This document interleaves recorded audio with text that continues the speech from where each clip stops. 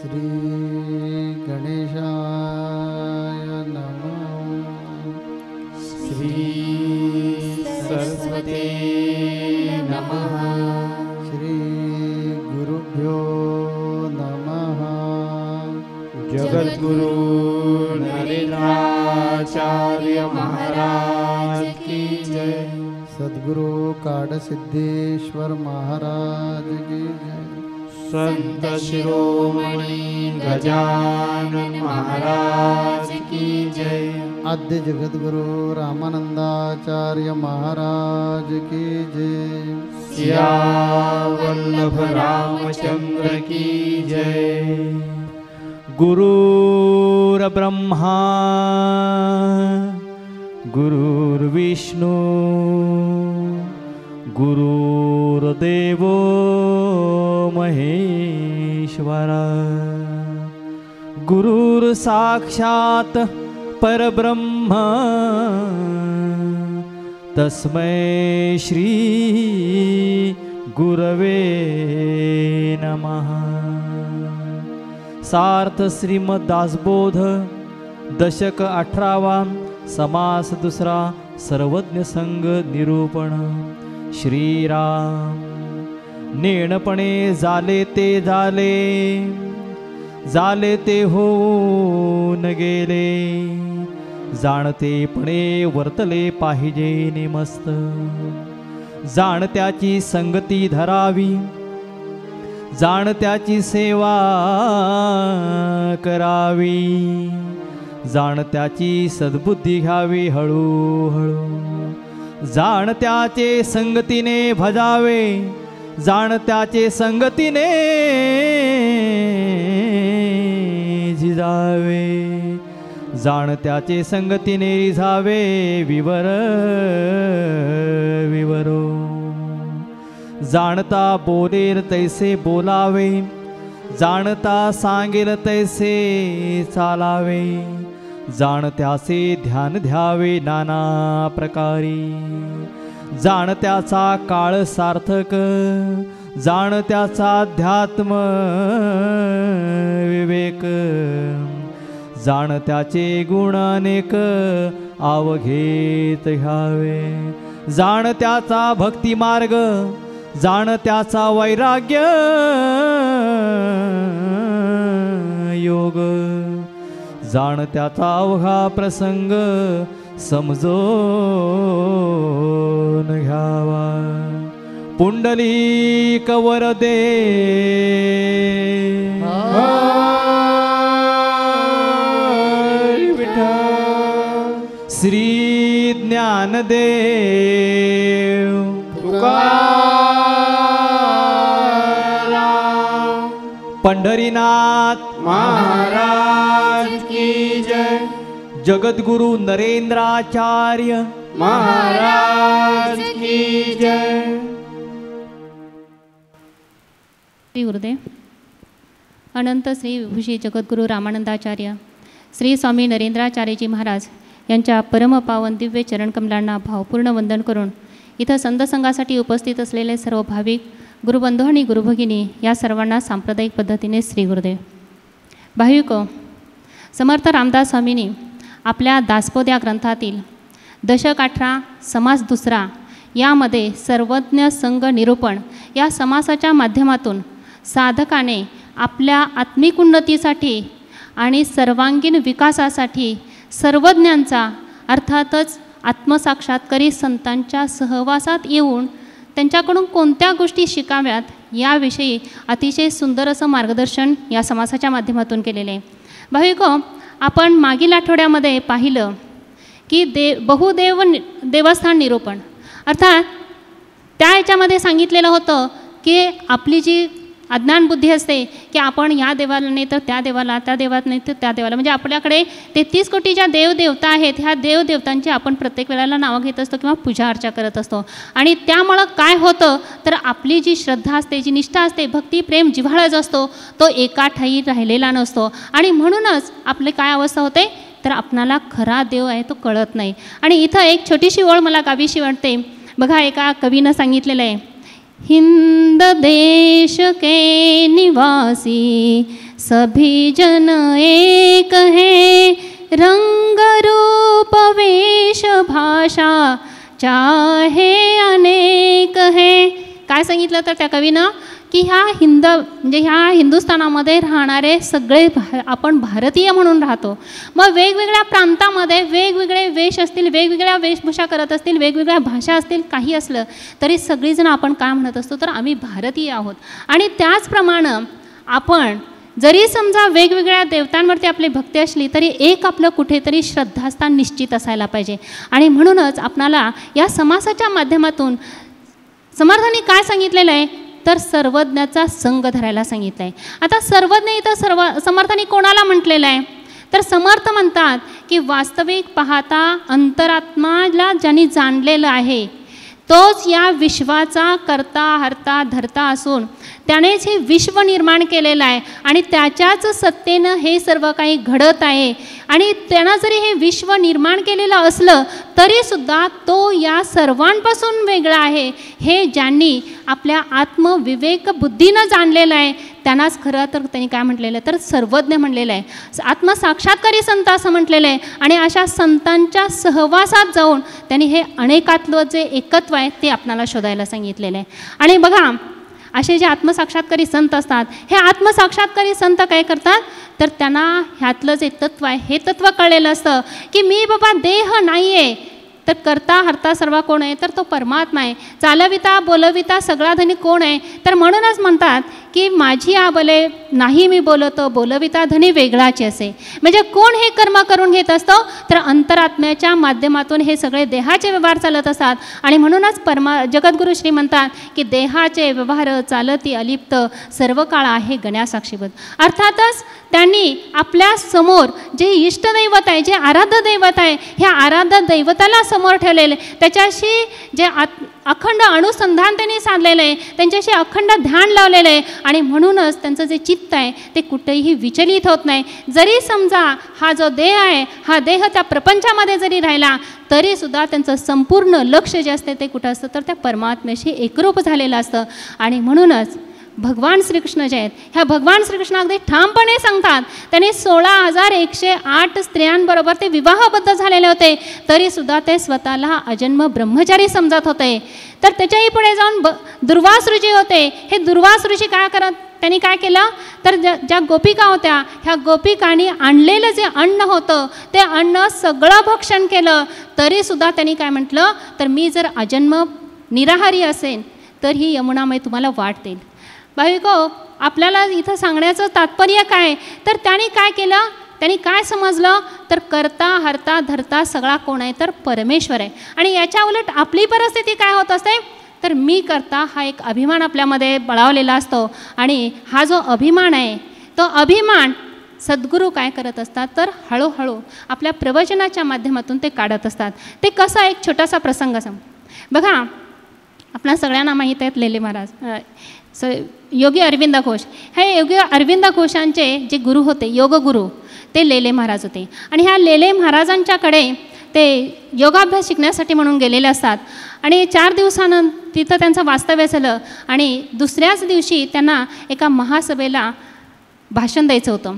आणि त्यांचा एक असा रिवाज होता की प्रत्येक वेळेला बाबा उद्या भाषणामध्ये काय बोलायचं आहे हे टिप्स काढायचं होतं. म्हणजे आम्हा प्रबोधनकारांना जसं मौली देतात की बाबा 1 महिनाभर हा अभ्यास करा आणि आम्ही ज्याप्रमाणे त्यातल्यामधले विषय जे असतात त्या विषयाशी निगडीत काय करतो तर सूची काढत असतो टिप्पणं काढत असतो. त्याचप्रमाणे ह्या योगी अरविंद घोषांची सुद्धा पद्धत होती की बाबा भाषणामध्ये उद्या काय बोलायचं आहे हे त्यांना अगोदर सगळ्या टिप्स काढत होत्या.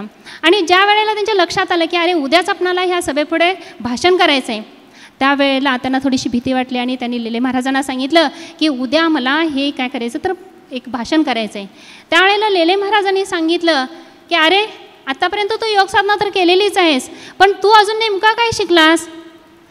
तू आता कुठल्याही प्रकारचे टिप्स काढू नको काही करू नको. उद्या असाच जा आणि असाच जाऊन त्या महासभेला एक भाषण तुला जे द्यायचं आहे ते भाषण तू दे. पण कशा पद्धतीनं दे तर त्यांनी सांगितलं होतं की वक्ता नारायण आणि श्रोता नारायण आपल्यातला जो मी आहे त्याला साक्षीभूत ठेव आणि तू भाषण कर बघ तुझं भाषण किती प्रभावी होते. आणि त्यांनी आपल्या गुरुदेवांचं म्हणणं ऐकलं. दुसऱ्या दिवशी त्यांनी ज्या वेळेला भाषणाला गेले त्यावेळेला त्यांनी त्यांच्या गुरूंचे शब्द जे होते ते लक्षात ठेवले होते आणि त्यावेळेला त्यांनी ते भाषण केलं. आणि त्यानंतर त्यांच्या मित्रांनी आणि बाकीच्या सगळ्याच लोकांनी सांगितलं, आज एवढं सुंदर आणि प्रभावी तुमचं जे भाषण झाले यापूर्वी आम्ही कधीही ऐकलं नव्हतं. हे कशाचं देतं काय, तर त्यांनी त्यांच्या सद्गुरूंनी जे सांगितलेलं होतं ते मार्गदर्शन अतिशय व्यवस्थितपणानं म्हणजेच हृदयाचं कान करून त्याने ऐकलं होतं. फक्त पोपटपणचे ज्ञान नव्हतं, तर त्यांनी ते आपल्या तन मन धनानं ते आपल्या आत्मसात केलेलं होतं. आणि म्हणूनच समर्थ इथे सांगतात की आपणाला या गोष्टी आत्मज्ञानी संतांच्या सहवासात येऊन आपल्याला काय करायचं, तर त्यांच्या गोष्टी शिकायच्या नाहीत नुसत्या, तर ते आपल्याला आत्मसात करायच्या आहेत. बघा, अशा आत्मसाक्षात्कारी संतांच्या आपण ज्या वेळेला सहवासात जातो त्यावेळेला त्यांच्यापासून अगदी छोट्या छोट्या गोष्टी असतात त्यासुद्धा शिकण्यायोग्य असतात. आपल्या माऊलींचंच उदाहरण घ्या. आपण माऊलींच्याकडे ज्या वेळेला दर्शनासाठी येत असतो त्यावेळेला माऊली अगदी लहान मुलं जरी असले तरी त्याला प्रेमानं बाळा म्हणतात. त्यांच्यापेक्षा जर मोठी असले की ताई दादा म्हणतात आणि त्यांच्यापेक्षा जर मोठे असतील तर त्यांना काय म्हणतात की आवाजाव बोलवत असतात. मग हे जे माऊलींची जी विनम्रता आहे, ही विनम्रता आम्ही जे त्यांचे शिष्य आहोत, आम्ही जे साधक आहोत, ह्या आपल्या सगळ्याच गुरुबंधूंनी गुरुभगिनीने आपण आत्मसात केलं का?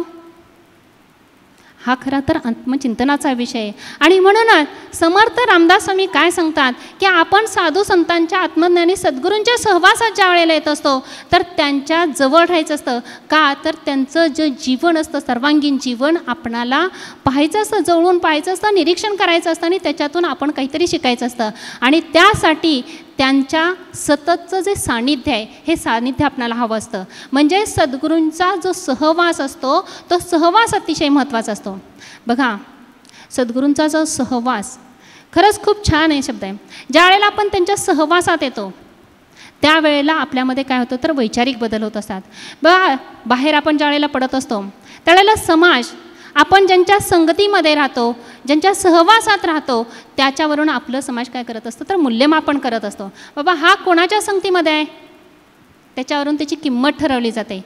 एक असं उदाहरण दिलं जातं, जर समजा ताडीच्या झाडाखाली उभं राहून अमृत जरी पिलं तरी बघणारा समाज काय म्हणत असतो, त्यानं ताडीच पिली असं म्हटलं जातं. तो नाही म्हणणार की हे अमृत पिलेलं आहे. म्हणजे इथं कशाचा परिणाम झाला तर संगतीचा परिणाम झालेला असतो. आणि म्हणूनच म्हणतात की सुसंगती सदा घडो, सृजनवाक्य कानी पडो, कलंक मतीचा झडो, विषय सर्वता नावडो.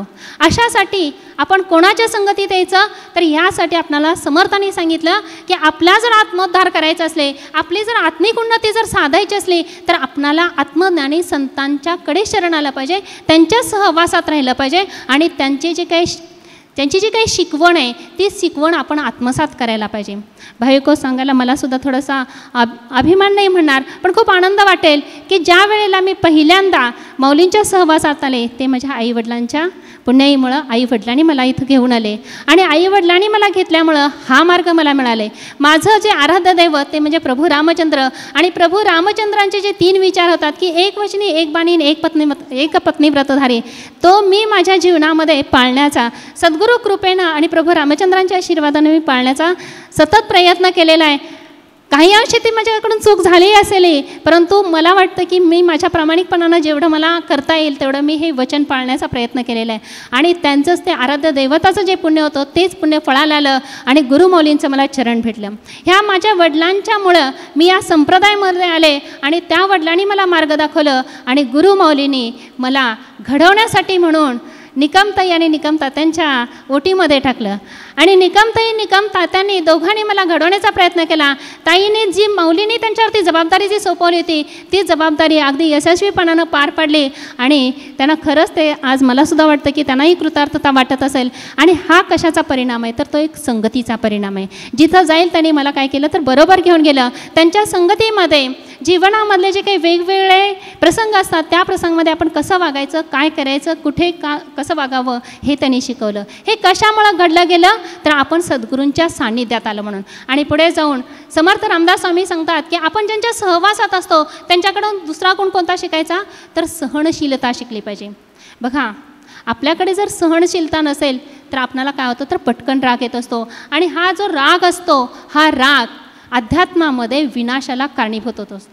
अध्यात्मातच नाही पण प्रपंचामध्ये सुद्धा तो विनाशाला कारणीभूत होत असतो. आणि म्हणून आपण ह्या रागाचा त्याग करायचा आहे. इथे एक मला छोटीशी घटना सांगावीची वाटते.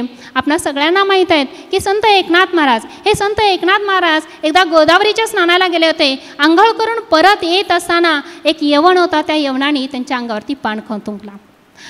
नाथ महाराज त्याला काहीच बोलले नाही. त्यांनी त्यांच्याकडे शांतपणानं पाहिलं आणि पुन्हा त्या गोदावरीच्या पवित्र तीर्थामध्ये उतरले, आंघोळ केली आणि पुन्हा वरती आले. तर पुन्हा तोच प्रकार, असं 1-2 वेळेला नाही तर तब्बल 108 वेळेला तो यवन त्यांच्या अंगावरती पान खाऊन तुंकला. परंतु नाथ महाराज तितक्याच शांतपणानं त्या गोदावरीच्या पवित्र तीर्थामध्ये उतरले आणि स्नान करून वरती आले. आणि त्यावेळेला जेव्हा ते वरती आले त्यावेळी हा जो यवन होता हा पश्चातापानं दग्ध झालेला होता. आणि धावत जाऊन त्यांनी त्या नाथ महाराजांचे चरण धरले आणि सांगितले की महाराज, माझ्या हातून खूप चूक झालेली आहे, मी अज्ञानी आहे, मूर्ख आहे आणि माझ्या मूर्खपणामुळे मी तुम्हाला त्रास देण्याचा प्रयत्न केला. आपण खरोखरच संत आहात, आपण मला कृपा करून क्षमा करावे. त्यावेळेला नाथ महाराज म्हणाले, अरे खरं तर मीच तुझा आभार मानायला हवं. जर मी आज संकल्प केला असता की या गोदावरीच्या पवित्र तीर्थामध्ये 108 वेळेला स्नान करायचं तर तो माझा संकल्प पुरा झाला नसता. तो आज तुझ्यामुळे पुरा झालेला आहे. म्हणजेच ह्याच्यातून आपण काय शिकायचं तर आत्मज्ञानी जे संत असतात कधीही आपली सहनशीलता जी शांती असते ती भंग पडू देत नाही. आणि म्हणूनच त्यांच्या जे जीवनामध्ये जो असतो ते आनंदाचे डोही आनंद तरंग असतात. बघा भाविको, आज जर पाठीमागच्या सगळ्याच म्हणजे इतिहासामधले जे साधुसंत होऊन गेले, ऋषीमुनी होऊन गेले, त्या सगळ्याच ऋषीमुनींना, साधू संतांना ह्याच समाजानं काय केलं होतं तर त्या वेळेला तितकाच त्यांनी छळ केलेला होता, त्रास दिला. आणि त्याला आपली गुरुमाऊलीसुद्धा अपवाद नाही आहे. त्यांनासुद्धा याच समाजानं अनेक प्रकारे छळ केला, त्यांना त्रास दिला. परंतु माऊलींनी त्यांना जे परमेश्वराने जे सोपवलेलं त्यांचं जे कार्य होतं त्या कार्यापासून ते कधीही विचलित झालेलं नाही. कारण जनोद्धार करणं हे त्यांचं कार्य होतं. आणि म्हणून संत तुकाराम महाराज जे म्हणतात की आता उरलो उपकारापुरता. कारण परोपकार करणं, लोकांना जागृत करणं आणि त्यांना खरं सत्य जे आहे ते सत्य सांगणं हे एकमेव काय होतं तर संतांचं उद्दिष्ट असतं. त्यांचं ते ध्येयपूर्ती असते. आणि ध्येयपूर्तीसाठी अनेक संकट आले, कुणीही कितीही जरी त्रास दिला तरी ते आपल्या ध्येयापासून विचलित होत नाही. आणि म्हणूनच त्यांना संत असं म्हटलं पाहिजे. आणि ह्याच संतांकडून आपण काय शिकलं पाहिजे तर त्यांच्या अंगी असणारी जी काही विनम्रता असते ही विनम्रतासुद्धा आपण शिकायलाच हवी. कारण संत तुकाराम महाराज काय म्हणतात की महापुरे झाडे जाती ते लोहाळे वाचते. जर आपल्या अंगी जर विनम्रता नसेल तर काहीही उपयोग होत नाही. आणि म्हणून मौलींनी पहिल्यांदा आपल्याला काय करायला सांगितलं तर समोर आपला गुरुबंधू दिसू दे, गुरुभगिनी दिसू दे, त्यांना विनम्रपणानं श्री गुरुदेव करायला सांगितले. इथंच आपल्याला ज्या वेळेला वाकायला म्हणजे काय वाकायला सांगितलं त्यावेळेला ते इथं नम्रता आले. नम्र झाला भूता तेने कोंडिले अनंता. म्हणजे ज्या वेळेला आपण नम्र होतो कोणापुढं तर त्या आत्म्यामध्ये जे त्या देहामध्ये असणारा जो अंतरात्मा आहे ह्या अंतरात्म्याला आपण श्री गुरुदेव करत असतो. आणि तो अंतरात्मा जर आपण ओळखला गेला नाही तर आपल्यामध्ये ही विनम्रता येणार नाही. आणि म्हणूनच अशा आत्मसाक्षात्कारी संतांकडे गेल्यानंतर खऱ्या अर्थानं आपण घडलं पाहिजे. आपण जर घडलं नाही तर प्रबोधनकार म्हणून ज्या वेळेला आपण बाहेर समाजामध्ये वावरत असतो त्यावेळेला दुसऱ्याला सांगण्याचा काहीही नैतिक अधिकार जो असतो तो अधिकार आपल्याला प्राप्त होत नाही. आणि म्हणूनच सगळ्यांनी ज्यावेळेला आपण मौलींच्या प्रचार प्रसारासाठी जात असतो, गुरूंचं कार्य जे असतं ह्या कार्याच्या प्रचार प्रसारासाठी बाहेर जात असतो त्यावेळेला समाजाचं जे लक्ष असतं ते आपल्याकडं असतं. आणि म्हणून मौलींनी नेहमी सांगितलेलं आहे की आपला शिष्य कसा असायला हवा, साधक कसा असायला हवा तर तो आचारशील असला पाहिजे. त्याच्या आचार विचार आणि उच्चार त्याच्याकडे पावित्र्य असले पाहिजे, सत्य असले पाहिजे, निष्ठा असली पाहिजे, तरच तो काय होईल तर याचा उद्धार होईल. आणि म्हणूनच अशा प्रकारे बघा जेव्हा समाजात वावरतो त्यावेळेला जर पांढरी ॲप्रन घातलेले जर व्यक्ती पाहिली तर त्याला आपण काय म्हणतो तर डॉक्टर आहे. काळा कोट घातलेली व्यक्ती पाहिली तर आपण काय म्हणतो तर हे कोण आहे तर वकील आहेत. म्हणजे आपल्याला सांगावं लागत नाही. आणि त्याचप्रमाणे एक आपली वेगळी ओळख असते ह्या समाजामध्ये ते म्हणजे छातीवरती सद्गुरू कवच असतं, कपाळावरती अष्टगंधाचा तिलक असतो आणि गळ्यामध्ये स्फटिक मण्यांची माळ असते. आणि अशा व्यक्ती पाहिल्यानंतर अगदी लहान मुलगासुद्धा सांगतो की अरे हा कोण आहे तर हा तर नरेंद्र महाराजांचा शिष्य आहे. मग नरेंद्र महाराजांचा शिष्य आहे तर तो कसा असणार, तर चारित्र्य संपन्न असणारच आणि असायलाच पाहिजे. कारण कुठल्याही प्रकारचं गालबोट माझ्या माऊलीला लागेल, माझ्या सद्गुरूंना लागेल असं कोणतंच कृत्य आपल्या हातून घडता कामा नये. आणि म्हणूनच समर्थ पहिल्याच ओळीमध्ये सांगतात की आजपर्यंत अज्ञानपणानं अजाणतेपणानं जे काही घडून गेलं त्याच्याबद्दल आता विचार करू नको. इथून पुढं मात्र तू काय कर, तर तू सज्ञानप्रमाणे वाग. कारण आत्ता तू जागा हो आणि जाणतेपणाने वागायला शिक. जोपर्यंत तू जाणतेपणानं वागणार नाहीस तोपर्यंत तुझा विकास होणार नाही. समर्थ रामदास स्वामींनी सुद्धा या समासामध्ये आपल्याला तेच सांगितलेलं आहे की जाणत्याकडे गेलं पाहिजे. आता जाणता म्हणजे कोण, तर ज्याने या चराचरामध्ये एकच तत्व आहे हे जाणलेलं आहे, ज्याला त्याचं ज्ञान झालेलं आहे, अपरोक्ष ज्ञान म्हणजेच आत्मज्ञान त्याला झालेलं आहे. कारण आत्मा हा सर्वत्र आहे, संपूर्ण चराचरामध्ये आहे. याचं ज्ञान ज्याला झालेलं आहे त्याला आपण एकदम सोप्या भाषेत बोलायचं झालं तर त्याला सद्गुरू म्हणतो. ज्याला सदवस्तूचं ज्ञान झालेलं आहे अशा सद्गुरूंना शरण जा. म्हणजे एवढा सगळा दासबोध सांगितला आणि शेवटी त्यांनी काय सांगितलं की सद्गुरूंना शरण गेलं पाहिजे, अशा जाणत्याच्या सहवासात गेलं पाहिजे आणि जाणून घेतलं पाहिजे. काय जाणून घ्यायचं आहे की या चराचरामध्ये जो आहे तो माझ्यात आहे. त्यामुळे हे जाणून घेण्यासाठी त्याच्यामध्ये एकदम स्पष्ट सांगितलेलं आहे की तो जाणता म्हणजे सद्गुरू सांगेल तशा प्रकारे आपण वागलं पाहिजे. सद्गुरू दाखवेल त्या मार्गाने आपण गेलं पाहिजे. त्याच्या हरकत घ्या म्हणून नाही सांगितलं. सद्गुरू जो मार्ग सांगणार त्या मार्गाने गेलं पाहिजे, कारण त्याचा तो आत्मानुभव आहे. त्या मार्गाने जा. तुकोबरायांचा हा अभंग काय सांगतो आपल्याला की जो ज्याच्याबरोबर लागतो की जो ज्याच्या संगतीत जातो त्याप्रमाणे तो होतो. सागरासंगे काय झाले, नदी बिघडली म्हणजे सागराप्रमाणे ती झाली, त्याबरोबर ती सागरच होऊन गेली. बोरी चंदनाच्या झाडाला बिघडल्या त्यामुळे ते चंदन झालं, चंदनासारखा त्यांना परिमळ येऊ लागला. तशाच प्रकारे ज्यावेळी आपण सद्गुरूंच्या सानिध्यात येतो, सद्गुरूंचे होतो, सद्गुरूंनी सांगितलेल्या मार्गाने जातो, तर कदापि आपण फुकट जाऊ शकत नाही. सद्गुरू जे आपल्याला सांगतात त्याला शिकवण म्हणतात. सद्गुरू जो आपल्याला काही आचरण करायला शिकवतात तो आपला आचरण धर्म असतो, आचार धर्म असतो. त्या आचार धर्मानुसार वागा आणि गुरुनी दिलेल्या शिकवणीप्रमाणे वागा आणि अनुभव घेऊन बघा की तुम्ही त्या सत्याचं यथार्थ दर्शन तुमच्यामध्ये होतं की नाही. म्हणून समर्थ रामदास स्वामींनी मागच्या संत संघात काय सांगितलं की अनेक देवदेवतांच्या पाठीमागे लागू नका. ह्या प्रत्येक देवतेमध्ये आत्माराम तत्व एकच आहे. आणि हे ज्यांनी जाणलेलं आहे, या समासामध्ये ते बोलले, हे ज्यांनी जाणलं अशा सद्गुरूला शरण जा. यात समर्थ रामदास स्वामींनी सांगितलं राम हा परब्रह्म वशिष्ठा शरणम. कृष्ण सांदीपणे गुरु केला म्हणजे राम प्रत्यक्ष भगवान होते तरीसुद्धा, परब्रह्म होते तरीसुद्धा त्यांनी गुरु केले. का केले, याचं यथार्थ ज्ञान गुरूंशिवाय नाही आहे. जोपर्यंत माझ्या जीवनामध्ये काडसिद्धेश्वर महाराज आले नाहीत तोपर्यंत मला यथार्थ ज्ञान झालं नाही. तोपर्यंत मला वाटायचं की मी असं केलं पाहिजे, मला अशी गजानन महाराजांकडून ताकद मिळाली पाहिजे, मी आलेल्या लोकांना अशा प्रकारे बरं केलं पाहिजे. ज्यावेळी जीवनामध्ये गुरु आले, ज्यावेळी गुरुमय मी झालो, तेव्हा मला कळून चुकलं की हे सगळे भ्रम आहेत आणि सत्य वेगळंच आहे. आपण कोणी कुणाला बरं करू शकत नाही.